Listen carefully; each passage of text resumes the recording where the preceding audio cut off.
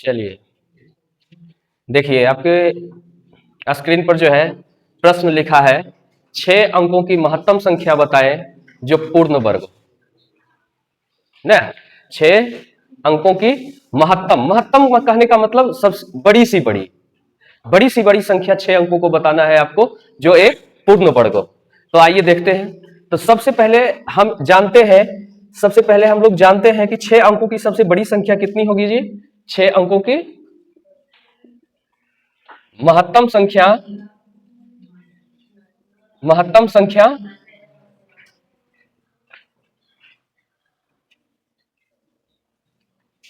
कितना? 6 अंकों की महत्तम संख्या कितना? 6,99,999। अब इसको हमको देखना है कि यह पूर्ण वर्ग है कि नहीं। तो पूर्ण वर्ग देखने के लिए हम क्या करेंगे? इसका वर्गमूल निकालेंगे। क्या निकालेंगे? वर्गमूल निकालेंगे। तो वर्गमूल जब निकालेंगे तो लगेगा कितने बार में? 9 बार में। कितना? 81। घटाएंगे तो 8 और 1, नौ को जोड़ेंगे 18। फिर जो है यहां पर अब दोनों नीचे आ जाएगा, दोनों नीचे आ जाएगा। फिर जो है आप कितने बार में लगाएगा? 9 बार में। 9 9 जा 81, 9 72। अब 72 और 8, 9 8 17। अब इसको घटा लेंगे तो घटाएगा तो कितना आ जाएगा? 9 में से 8 घटा तो 1, घटा तो 8, यहाँ 9 और यहाँ 1। फिर अब इसको जोड़ लेंगे तो 9 9 18, 198, 198। फिर अब ये दोनों उतरेगा। अब देखो, फिर इसमें से 19,899 में से अब यहाँ पर कौन सी संख्या लिखे जो उसी संख्या से गुना लगाने के बाद इसमें भाग लग जाए ज्यादा से ज्यादा? तो 9 बार में। यहाँ पर भी जब 9 बार में भाग ज्यादा से ज्यादा हम इसमें लगा सकते हैं। तो जब 9 बार में लगाएंगे तो 9 9 81 के 1, हाथ में बचा 8, 9 72, 72 8 80, 80 के हाथ में बचा 8, 9 9 81, 81 8 89 का 9, हाथ में बचा 8, 9 8 17। जब घटाएंगे इसको तो बचेगा यहाँ 8 और 9 9 1, 9 9 18 के 8, 9 1 1। लगाए थे कितने बार में? 9 बार में। अब देखो, अब यहां पर समझने वाली क्या बात है। अब जो है हम यहां पर देख रहे हैं कि जो महत्तम संख्याएं 6 अंक की है, जो 6 अंक की महत्तम संख्या है वो पूर्ण वर्ग नहीं है। पूर्ण वर्ग नहीं है। अगर जो पूर्ण वर्ग रहता तो शेषफल नहीं बचता। तो सबसे जो महत्तम था मैंने उसका पहले वर्गमूल निकाल लिया। जो सबसे महत्तम संख्याएं थी उसका मैंने वर्गमूल निकाला तो देखा, मैंने क्या पाया कि वो पूर्ण वर्ग नहीं है। और इससे तो बड़ी कोई संख्या हो नहीं सकती है। अब 6 अंकों की हमको बताना क्या है? 6 अंक की बड़ी सी बड़ी संख्याएं यानी कि महत्तम संख्याएं जो पूर्ण वर्ग हो। तो जो सबसे महत्तम था उसका जो है मैंने वर्गमूल निकाला तो ये पाया कि वो पूर्ण वर्ग नहीं है। तो आखिर है कौन? इसके लिए देखिए, यानी कि ये 9,999 का स्क्वायर जो है वो क्या है? छोटा है। किससे? तो 6 अंकों की बड़ी सी बड़ी संख्या से। क्योंकि 999 वर्गमूल यहां तक नहीं निकला, उसके बाद रेस्ट इतना बच जाता है। तो आखिर जो 999 का स्क्वायर आएगा वो क्या आएगा? 6 अंकों की बड़ी संख्या से छोटा आएगा। और मैं महत्तम संख्याएं जो है, महत्तम संख्याएं मेरा वो होगा अगर जो हम इसमें से शेष फल वाले को घटा दें। अगर जो शेष फल वाले को घटा दें तो जो संख्या आएगा वो महत्तम हो जाएगा, क्योंकि वो पूरा पूरा कट जाएगा ना। वो पूरा पूरा क्या हो जाएगा? कट जाएगा। तो कट जाएगा तो यहां पर रिक्वायर्ड नंबर मेरा क्या हो जाएगा? रिक्वायर्ड नंबर 6 अंकों की सबसे बड़ी सी बड़ी संख्याएं, महत्तम संख्याएं में हम अगर जो घटा दें कितना? 1998 को। तो 1998 को जब घटा देंगे तो 9 में 8 घटेगा तो कितना आएगा? 1, 9 में 9 घटेगा तो 9 में फिर 9 घटेगा तो, और 1 फिर 9 में घटेगा तो 8। इट मीन्स मेरा आंसर क्या हो गया? 99,000, 9,98,000 1, 9,98,000 6 अंकों की वो महत्तम संख्या है जो पूर्ण वर्ग है। कोई दिक्कत है? अगला प्रश्न है आपका कि 1472 में कम से कम क्या जोड़े कि प्राप्त योगफल उसका एक पूर्ण वर्ग बन जाए। 1472 जो है पूर्ण वर्ग नहीं है, लेकिन हमको उसको पूर्ण वर्ग बनाने के लिए कम से कम, मतलब कम से कम कौन सी संख्या जोड़ दे, कौन छोटी सी छोटी संख्या उसमें से जोड़ दे कि वो जो है एक पूर्ण वर्ग हो जाए। तो आइए इस प्रश्न में सबसे पहले हम क्या करेंगे, पहले तो देखेंगे इसका वर्गमूल निकाल के कि कितना और इसमें संख्या जोड़ा जाएगा। तो जोड़ने के लिए मतलब हम जो है इसको कैसे, कौन सी छोटी संख्या जोड़े कि ये पूर्ण वर्ग बन जाए, या फिर पूर्ण वर्ग होने के लिए हमको कौन सा वर्ग, कौन सी संख्याओं का वर्ग होगा, ये जानना जरूरी है। तो सबसे पहले हम इसका क्या करेंगे, वर्गमूल निकालेंगे। कितना का? 1472 का। 1472 का जब वर्गमूल निकालेंगे, 1472 का वर्गमूल निकालेंगे तो कितना आएगा? 1472 का वर्गमूल कितने बार में लग जाएगा? 3 बार में। 3 तिहाई 9, यहाँ पर 5 7 2, 3 3 6 जुट के आ गया। और अब यहाँ पर कितने बार में लगेगा? 8 बार में। 8 8 64 के 4 और 8 48 और 48 अच्छो 54, 8 बार में लगाए तो कितना हो जाएगा? ये घटेगा तो 8 और यहाँ पर 2। तो देख रहे हैं कि 38 का स्क्वायर के नजदीक आ रहा है, यानी कि 38 के स्क्वायर से ये क्या 1472 क्या है? बड़ा है। 38 के स्क्वायर से 1472 बड़ा है, क्योंकि 38 के स्क्वायर के शेषफल बच गया तो बड़ा ही होगा ना जी। 38 के स्क्वायर से आखिर मतलब कि यह क्या है? बड़ा है। इसमें यानी कि हमको जोड़ने के लिए तो 38 का स्क्वायर के से तो बड़ा ही है, तो अगला जो स्क्वायर आएगा क्या? वो 39 का स्क्वायर होगा, यानी कि 39 का स्क्वायर जितना होगा उतना हमको इस संख्या को पुराना है। तो आखिर उसमें कितना जोड़ना पड़ेगा? तो देखो हम देखें कि 38 के स्क्वायर से ये क्या है? बड़ा है कौन? 1472। लेकिन 39 के स्क्वायर से ये छोटा होगा ना, 39 के स्क्वायर से यह छोटा होगा। तो अब जो है हमको रिक्वायर्ड नंबर की जरूरत पड़ेगा। तो रिक्वायर्ड नंबर क्या मतलब 39 के स्क्वायर में 1472 को अगर घटा दे तो हमको पता चल जाएगा कि कौन सी ऐसी संख्या, छोटी संख्या को इसमें से जोड़े कि वो पूर्ण वर्ग हो जाए। तो देखिए, तो रिक्वायर्ड नंबर क्या हो जाएगा मेरा? रिक्वायर्ड नंबर 39 के स्क्वायर में से घट जाएगा कौन सी संख्या? 1472। तो 39 का स्क्वायर कितना हो जाएगा? 9 9 81 के 1 बाकी बचा 8, 9 3 27, 2 27, 27 54, 62 के 2 बाकी बचा 6 और 9 3 3 9 6 15, 1521 अगर इस संख्या हो जाता तो ये एक पूर्ण वर्ग बन जाता ना। तो 1521 में अब 1472 को हम घटा लेते हैं। 1472 को जब घटाते हैं तो कितना आता है? 11 में से 2 गया 9, यहां पर बचा 11 में 7 गया 4 और यहां पर बचा 4 में 4 गया 0, यानी कि 49 जो है इट मींस 49 वो नंबर है जो अगर 1472 में हम जोड़ दे तो वो संख्या पूर्ण वर्ग हो जाएगा, यानी कि 49 उसमें से जोड़ देंगे कितना वो संख्या बन जाएगा? 1521 बन जाएगा। अब 1521 जो है वो है एक पूर्ण वर्ग संख्या है। यानी कि कौन छोटी से छोटी संख्या जोड़ा जाए? 49। फिर से एक बार समझिए, प्रश्न कहता था 1472 में कम से कम क्या जोड़े कि प्राप्त योगफल एक पूर्ण वर्ग बन जाए। तो मैंने 1472 का पहले वर्गमूल निकाला, तो वर्गमूल निकालने पर हमको पता क्या चला कि वो 38 के स्क्वायर से ज्यादा है। तो यानी कि अब उसमें से ऐसी संख्या जुटेगा जो मतलब कोई भी ऐसी संख्या यानी कि छोटी से छोटी संख्या जोड़ेंगे जो कि क्या 39 का वर्ग हो जाएगा, 39 के वर्ग के बराबर आ जाए। तो 1472 देखे कि 1472 में शेषफल 28 बच गया, यानी कि शेषफल जब बच गया तो ये 38 के स्क्वायर से ज्यादा है, लेकिन 39 के स्क्वायर से यानी कि इसमें से वो संख्या 1472 में वो जो संख्या जोड़ना है जो कि 39 के स्क्वायर हो जाएगा।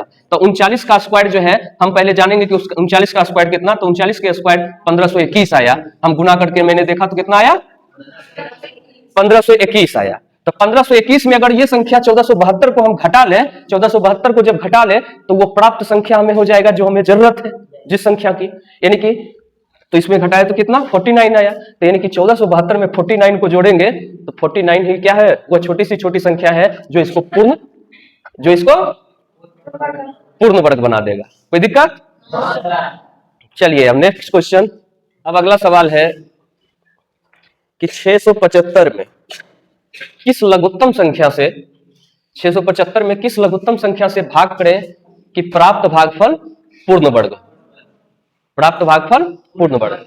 तो देखो इस प्रश्न में क्या करना है, 675 का पहले अभाज्य गुणनखंड कर लीजिए। 675 का अभाज्य गुणनखंड, तो लास्ट में 5 है तो ये संख्या की 7 5 12 6 18, ये अंकों का योग 18 हो रहा है तो 3 से विभाजित होगा। 3 से कितने बार में, 2 बार में, 2 बार में, 5 बार में। फिर जो है 3 से विभाजित हो जाएगा 7 बार में, 5 बार में। फिर जो है 3 से विभाजित हो जाएगा, फिर से 5 से अब होगा, और अब फिर 5 से एक बार में। यानी कि 675 जो संख्या आया मेरा, उसका अभाज्य गुणनखंड कितना, 3 गुने 3 गुने 3 गुने 5 गुने 5। वर्गमूल में जो है दो संख्याओं का जोड़ा हम लोग लगाते हैं, तो ये तो जोड़ा लग गया 3 का स्क्वायर, ये अकेला पड़ जा रहा है, और ये 5 का स्क्वायर हो जा रहा है ना। अब देखना है हमको, बताना इस प्रश्न में क्या था कि किस लघुत्तम संख्या, लघुत्तम कहने का मतलब छोटी सी छोटी संख्या, किस छोटी सी छोटी संख्या से हम इस संख्या में भाग दें कि वो पूर्ण वर्ग बन जाएगा। तो पूर्ण वर्ग बन जाने के लिए तो देखिए, पूर्ण वर्ग 3 का स्क्वायर 5 का स्क्वायर रहता, सिर्फ 1 3 नहीं रहता, तो क्या होता, ये एक पूर्ण वर्ग हो जाता है ना। तो इसको हमको हटाना है, तो इसको हटाने के लिए हमको क्या करना पड़ेगा, 3 से ही अगर जो भाग दे दे इसमें, अगर जो हम 3 का स्क्वायर गुने 3 गुने 5 का स्क्वायर में 3 से ही भाग दे दे तो 3 3 ही कट जाएगा ने। अब जो संख्या आएगा, ये 3 का स्क्वायर होता है 9, अब 5 का स्क्वायर 25, 25 नमा 225, 225 जो है संख्या वो पूर्ण वर्ग है। इट मींस मेरा आंसर क्या हो जाएगा, मेरा आंसर 3 हो जाएगा, क्योंकि हमको प्रश्न में क्या पूछ रहा था, 225 नहीं, प्रश्न में हमको वो क्या पूछा, 675 को किस लघुत्तम संख्या से भाग करें। तो लघुत्तम संख्या ने आपको बताना है, यानी कि किससे भाग करना है, 3 से भाग करना है। तो इसमें से जोड़ा लगाया, जोड़ा से जो एक एक्स्ट्रा आ रहा है इसी को हटा देना है। हटाने के लिए क्या करेंगे, उसी संख्या से भाग कर देंगे, तो वो क्या होगा, कट जाएगा। तो यानी कि मेरा जो आंसर आएगा वो कितना आएगा, 3 आएगा इस प्रश्न का। अब देखिए 675 में 3 से भाग करिएगा तो जो प्राप्त कट जाएगा कितने बार में, 225 बार में। अब 225 जो संख्या है वो क्या है, एक पूर्ण वर्ग संख्या है। देखिए अब अगला सवाल है, 15√7 का मान दशमलव के 3 अंकों तक ज्ञात करें। 15√7 का मान, तो देखिए लिखा हुआ है 15√7, तो 15√7 को हम इस प्रकार से लिख सकते हैं, 15√7, और जब किसी फ्रैक्शन में ना रूट में रहे ना, नीचे में रूट में दिया हुआ वैल्यू, तो उसको हम ऊपर नीचे में क्या करते हैं, गुना कर देते हैं। इस प्रक्रिया को हम लोग प्रमेयीकरण भी कहते हैं। तो ऊपर में मेरा क्या आ गया, 15, देखो 15 को √7 से गुना करेंगे तो कितना आ जाएगा, 15√7, और √7 गुने 7, जब रूट के अंदर दो सेम संख्या गुना होता है तो उसका वैल्यू क्या होता है, दोनों रूट कट जाता है और सिर्फ 7 बचेगा। समझ गया ना, रूट उसका खत्म हो जाता है और उसके अंदर जो संख्याएं होती है वो बचता है। जैसे √2 को जब √2 से गुना करते हैं तो इसका गुणनफल कितना आता है, 2 आता है। √5 को √5 से गुना कर लिए तो कितना आएगा, 5 आएगा। तो अब ये क्या हो जाएगा, 7। अब देखिए, अब हमको क्या करना है, तो 15 और गुना √7 का वर्गमूल निकालना है। तो √7 का जब हम वर्गमूल निकाले तो कितना आया मेरा, 2.645। अब जब इसको गुना करेंगे हम, गुना करेंगे तो क्या आएगा, 15 को 2.645 से गुना करेंगे तो 39.675। इसको जब गुना करेंगे, फिर इससे जब 7 से भाग लगाएंगे तो आ जाएगा मेरा 5.5 5.639, यही उत्तर आपका हो गया 639। ये अगला सवाल है कि अंदर रूट 25 माइनस अंदर रूट 24 और अंदर रूट 36 माइनस अंदर रूट 35 और अंदर रूट 49 माइनस अंदर रूट 48 में किसका मान सर्वाधिक है? सर्वाधिक कहने का मतलब ज्यादा है। तो देखो अंदर रूट 25, ये एक पूर्ण वर्ग दे दिया है, ये बिना पूर्ण वर्ग वाले, तो 25 का 5 होता है और रूट 24 का जो है वर्गमूल हम निकालेंगे तो 4.898 आता है। रूट 36 का जो है कितना 6, रूट 35 का जब हम निकालेंगे वर्गमूल तो 5.991 आता है और 49 का 7 आता है और 48 का जब हम वर्गमूल निकालते हैं तो 6.928 आता है। घटाने के बाद ये सारी संख्याएं, इसमें से सबसे बड़ी संख्याएं कौन आपको दिख रही है? सबसे बड़ी संख्याएं ये, मतलब रूट 25 माइनस रूट 24 का जो है वैल्यू क्या होगा? सर्वाधिक होगा। तो ये एक बहुत लंबा प्रक्रिया हो जाता है। इस तरह के सवाल अगर जो प्रश्न आ जाए आपको एग्जाम में तो 24 का 35 का 48 का वर्गमूल निकालना पड़ेगा, फिर आपको उसमें से घटाना पड़ेगा। लगभग ये 15 से 20 मिनट का जो है सवाल हो जाएगा, आपको हल करने में लग जाएगा। तो इसका एक शॉर्टकट ट्रिक कि जब भी इस तरह के प्रश्न आपको दिया हुआ रहे, क्रमागत दो संख्याओं का डिफरेंस में दिया हुआ रहे, लगातार दो संख्याओं का रहे, लगातार दो संख्या जैसे 24-25 क्रमागत संख्या घटाव के रूप में दिया हुआ रहे, तो जिसकी वैल्यू आपको सबसे कम लगे वही सर्वाधिक उसका मान आएगा। तो सबसे देखो सर्वाधिक किसकी वैल्यू सबसे कम? 24-25, सबसे छोटा यही है ना, सबसे छोटा जो आपको दिख जाए बस वही उसका आंसर हो जाएगा, उसी का सबसे ज्यादा जो है मान आएगा। जैसे ये 25-24 है, ये 36-35 है, ये 49-48 है ना, ये 49-48, तो इसमें सबसे छोटा आपको कौन दिख रहा है? ये वाला, यही सर्वाधिक, यही सबसे बड़ा है। इसमें कोई दिक्कत? यही क्या है? सबसे बड़ा है। उसी तरह से आप इसमें बताइए कि प्रश्न जो है एक root 16 minus root 15, root 9 minus root 8 और रूट 4 माइनस रूट 3 में इसमें सबसे बड़ा कौन है? सबसे बड़ा रूट 4 माइनस रूट 3, यानी कि जो सबसे आपको छोटा दिखे वही उसी का वैल्यू सबसे ज्यादा। आ गई बात समझ में? ऑब्जेक्टिव टाइप में रहेगा ये क्वेश्चन, तो पट से पट देख मार देना है इस तरह से। अगर जो सब्जेक्टिव अगर 4-5 नंबर का क्वेश्चन दिया हुआ रहेगा तब आपको उसको इस तरह से हल करना होगा। हल करना इसमें भी आसान है, सिर्फ इसमें आपको 3 संख्याओं का वर्गमूल निकालना पड़ेगा। एक तो पूर्ण संख्या दिया हुआ ही रहता है ना, दूसरा जो है बिना पूर्ण संख्याओं का जो है आपको वर्गमूल निकालना पड़ेगा। सिंपल ही है ये सवाल भी।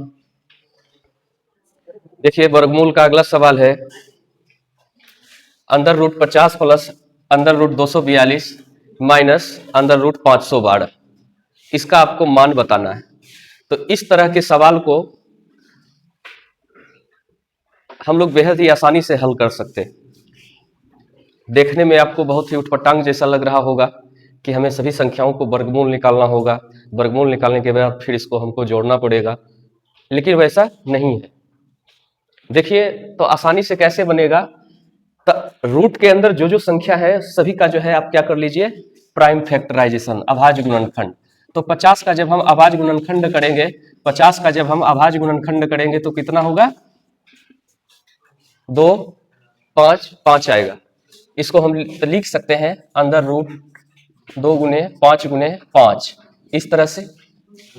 उसी तरह से अगर आप 242 का करिएगा तो 242 का 2 गुना 11 गुना 11, 11 गुना होगा 121, 121 2 से गुना होगा तो 242। फिर उसी तरह से हम 512 का करेंगे तो 512 का जब हम अभाज्य गुणनखंड करते हैं तो कितना होने लगेगा? 2 बार में, 5 बार में, 6 बार में, फिर 2 से लग जाएगा 1 बार में, 2 बार में, 8 बार में, फिर 2 से लगेगा 6 बार में, 4 बार में, फिर 2 से लगेगा 2 बार में, फिर 2 से लगेगा 16 बार में, फिर 2 से लगेगा, फिर 2 से लगेगा, फिर 2 से लगेगा, फिर 2 से लगेगा, यानी कि इसको हम 512 को जो है लिख सकते हैं 2 2 4 2 6 2 8 1 9 2,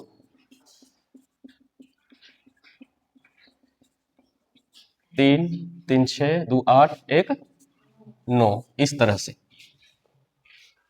तो देखिए ये दोनों का वर्गमूल निकल जाएगा, 1 5 बाहर कर लेंगे तो अंदर में क्या बचेगा, जोड़ा में जब रहेगा तो उसका वर्गमूल निकल जाता है, 2 को जोड़ा है तो एक उस मतलब 5 गुने 5 का वर्गमूल कितना 5 आएगा, 25, इसको लिख सकते हैं ना जी, 2 गुने 25, 25 का 25 जो है एक पूर्ण वर्ग संख्या है, तो उसका वर्गमूल कितना हो जाएगा 5, तो 5 को बाहर कर लिए, जो रूट में रह गया बच गया मेरा क्या, रूट में बच गया 2, फिर प्लस इसी तरह से इसमें 11 का निकल जाएगा, तो कितना हो जाएगा 11 रूट 2, फिर माइनस है, अब देखिए इसमें से 1 2 2 2 3 2 4 2 निकल जाएगा, तो 4 2 को जब हम गुना करेंगे तो कितना आता है 16, तो 16 और 1 जो है 2 बचा हुआ है वो रूट के अंदर ही रह जाएगा। अब इसमें एक चीज हमको दिखाई पड़ रहा है कि एक चीज रूट 2 जो है सभी संख्याओं में, जब ऐसा दिखाई आपको पड़ रहा है क्या उस संख्या को हम कॉमन ले सकते हैं, एक जो है रूट 2 सभी में कॉमन है ने, सभी टर्म में जो है रूट 2 दिखाई पड़ रहा है, तो इसको हम क्या करेंगे बाहर कर लेते हैं, तो बाहर कर लेते हैं तो इतना में रूट 2 बाहर चलाएगा तो कितना बचेगा 5, और इसमें से फिर 11 बाहर चलाएगा तो रूट 2 बाहर चलाएगा तो कितना बचेगा 11, और फिर इससे जो है रूट 2 बाहर आ गया तो कितना बचेगा 16।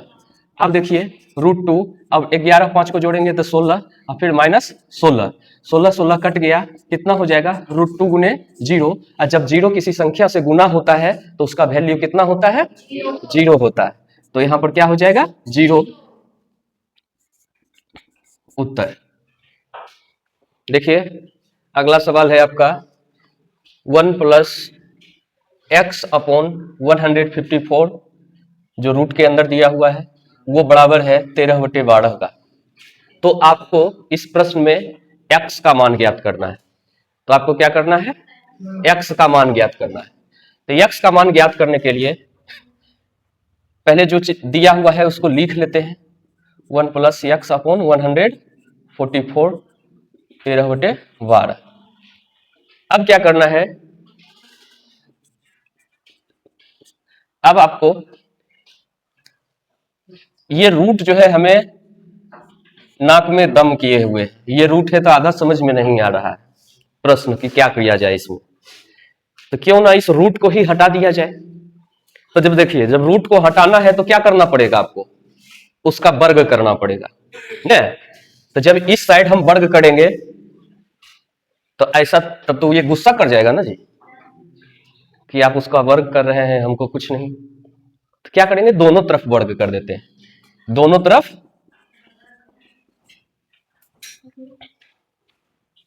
वर्ग करने पर, तो जब दोनों तरफ वर्ग कर देंगे तो यानी कि अब क्या हो जाएगा 1 प्लस x अपॉन 154 144 और 13/12, इधर भी वर्ग कर दीजिए इसका और इधर भी वर्ग कर दीजिए। तो हम आपको बताए थे कि रूट के अंदर कोई भी संख्या रहता है जब उसका हम वर्ग करते हैं, जैसे रूट 2 है इसका जब वर्ग हम करते हैं तो ये क्या होता है खत्म हो जाता है, उसका रूट संख्या सिर्फ बच जाता है, समझ गए ना।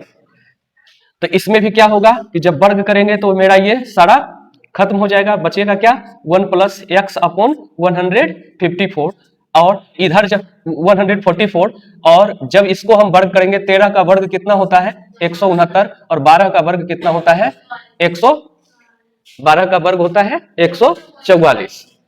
अब देखिए अब हम क्या करते हैं इस एक को उस साइड भेज देते हैं, तो जब बॉर्डर पार करेगा तो इसका साइन क्या होगा चेंज हो जाएगा, इधर पॉजिटिव है तो बॉर्डर पार कराएंगे तो निगेटिव हो जाएगा, तो ये हो जाएगा क्या x अपॉन 144 में 169 अपॉन 144 माइनस 1 है ना 100।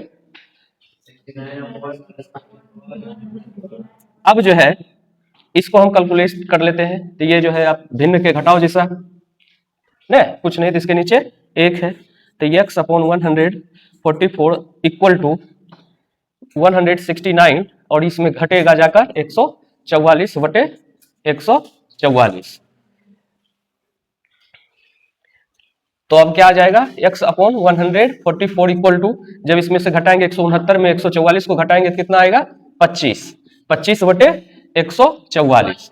अब जो है कोना कोनी गुना कर दीजिए। आप जब कोना कोनी गुना करेंगे तो 144x, और इधर गुना करेंगे तो 25 गुने 144। अगर x जो है 144 के साथ गुना है, इसको हम उस साइड भेजेंगे तो क्या हो जाएगा, उधर जाके भाग बन के रूप में चला जाएगा वो। तो 144 को जब भाग देंगे 144 से इतना में, तो 144 कट जाएगा, x का वैल्यू मेरा आ जाएगा कितना 25। कोई दिक्कत?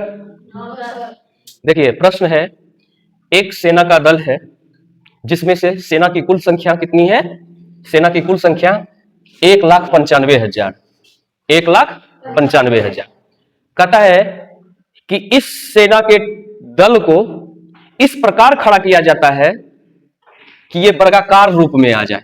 किस रूप में? वर्गाकार रूप में। जब वर्गाकार रूप में सेना के दल को खड़ा किया जाता है तो 519 सैनिक शेष बच जाते हैं। कितने सैनिक?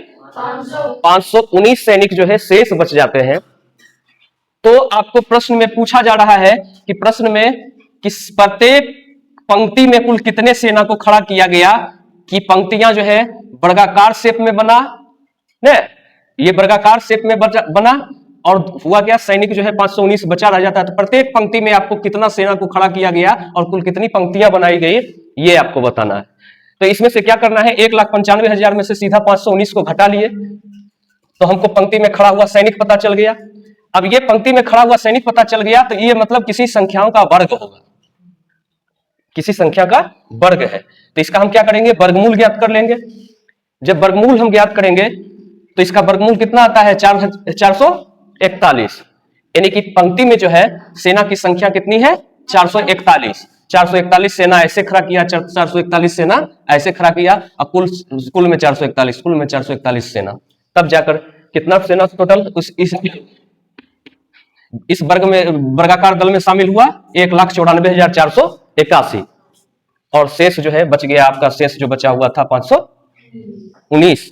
ये सेना को अगर जो हम इसमें शामिल कर लेते तो ये हमारा दल जो है सेना का वर्गाकार नहीं बनता। तो पंक्ति में कुल कितने सेना खड़ा किए गए, 441। ऐसे में पूछ लेगा पंक्तियों की संख्या कितनी, तो 441 पंक्ति भी बना होगा, तभी वर्गाकार होगा शेप उसका, उसके टुकड़ी का।